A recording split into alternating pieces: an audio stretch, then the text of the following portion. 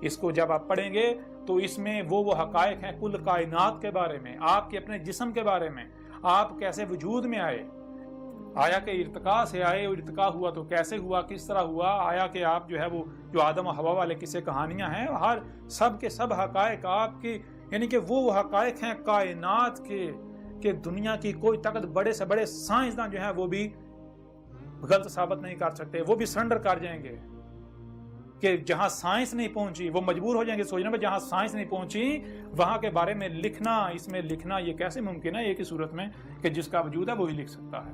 اگر حق پر ہو تو دلائل کے ساتھ بات کرو، اگر تم کہتے ہو کہ ہم اللہ کو مانتے ہیں، اللہ کی مانتے ہیں، تو پھر اسی قرآن میں اللہ نے کیا کہا؟ اللہ کہہ رہا ہے کہ جہاں سے بھی کوئی آواز بلند ہوتی ہے، حق ہو باطل ہو جو بھی ہو، جہاں سے بھی کوئی آواز بلند ہو اس کو سنو، جو کچھ بھی تمہیں سنائی دے رہا ہے، جو بھی آواز اپنا وجود رکھتی ہے اسے سنو۔ تمہیں کان کیوں دیے؟ اسی لیے دیے ہیں تاکہ تم سن سکو، سنو، اور صرف سننا ہی نہیں، پھر جو دکھایا جا رہا ہے وہ دیکھو، صرف دیکھنا نہیں بلکہ جو سنتے اور دیکھتے ہو اسے سمجھنے کی صلاحیت دی تمہیں، اسے سمجھو۔ تو جو ان صلاحیتوں کا استعمال نہیں کرتے، جو صرف سنتے ہیں اور وہی کرتے ہیں جو سنا، جو دیکھتے ہیں وہی کرتے ہیں جو دیکھا، وہ کیا ہے؟ جو عقل کا استعمال نہیں کرتے، جو غور و فکر نہیں کرتے، جو سنا اور دیکھا اس کی تحقیق نہیں کرتے، اندھوں کی طرح اپنے باوجود کے پیچھے چلتے ہیں، تو ان کے بارے میں اس پورے قرآن میں جگہ جگہ کیا کہا؟ ایک مقام پر کہا کہ وہ اندھے ہیں، دوسرے مقام پر کہا کہ وہ پالتو جانور ہیں، وہ جانور جن کے گلوں میں پٹے ڈالے ہوئے ہیں، جن کے پٹے دوسروں کے ہاتھ میں ہیں، جس کے ہاتھ میں پٹا ہے اسی کے پیچھے جاتے ہیں، ادھر ادھر اپنی گردن نہیں کاٹ سکتے، اپنا رخ ادھر ادھر نہیں کر سکتے، اگر ادھر ادھر رخ کریں گے تو جس کے ہاتھ میں رسی ہے ان کی وہ پٹے گا ان کو۔ اور مقام پر کہا کہ وہ کیا ہیں؟ وہ خنزیر ہیں۔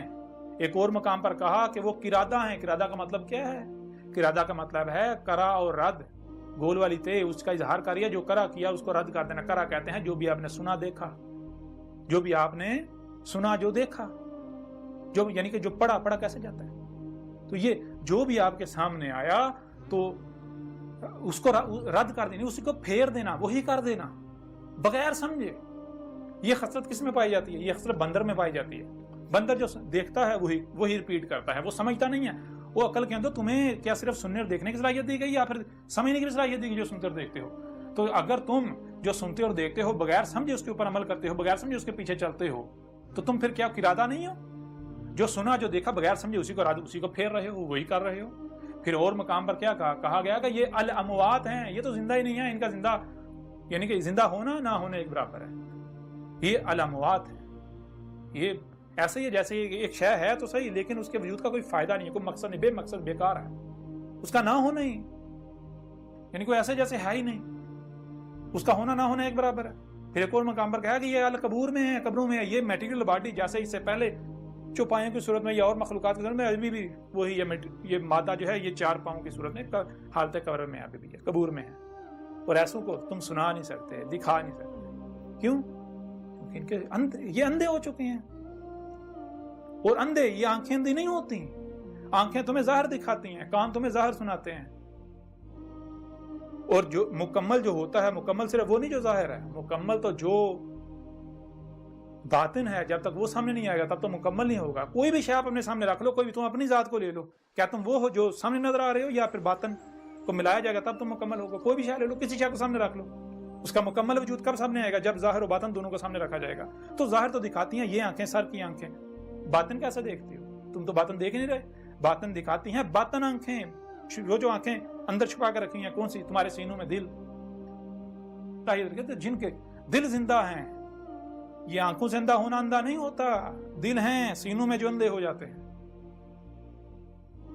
بہرحال اب آپ کے اوپر ہے کہ آپ اندھوں کی طرح مجھے گالیاں دیتے ہیں، اب وہی کرتے ہیں جو قوم نوح نے کیا تھا، قوم عاد نے کیا تھا، قوم ثمود نے کیا تھا، جو قوم شعیب نے کیا تھا، جو قوم لوط نے کیا تھا، جو آل فرعون نے کیا تھا۔ تو پھر انجام آپ کو ان سے مختلف نہیں ہونے والا۔ بار بار کہہ رہا ہوں، جان لیں عذاب آپ کے سر کے اوپر کھڑا ہوا ہے۔ جو کہتے ہیں کہ اس کا قرآن میں ذکر نہیں ہے، آدھے سے زیادہ قرآن میری تاریخ ہے، یہ اس کے اندر کھول کھول کے رکھ دیا، دنیا کی کوئی طاقت اس کا رد نہیں کر سکتے۔